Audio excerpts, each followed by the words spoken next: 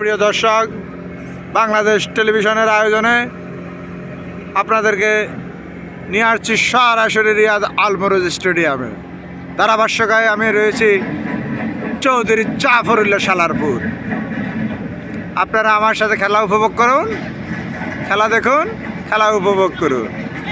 আজকের খেলায় রয়েছে বাঙালি ভার্সেস সৌদি। বাঙালি ভার্সেস সৌদি। আপনাদের সাথে আছে আমি জাফরুল্লাহ সালারপুর। বল চলে গেল সৌদির হাতে। দেখা যাচ্ছে উনি কি করেন। আমার মনে হয় উনি জীবনে গোল দিতে পারবেন না, তবে মনে হয় এমন একটা বেশভূষা ধরেন যেন গোল এখনই দিবে। नेपाली वो नेपाली नेपाली है नेपाली नेपाली है नेपाली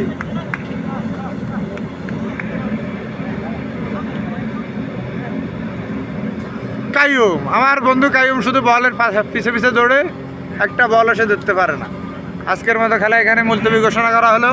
আমি জাফরুল্লাহ সালারপুর আবার আপনাদের সামনে চলে আসবো নতুন কোনো খেলা নিয়ে। সে পর্যন্ত ভালো থাকবেন। আল্লাহ হাফেজ।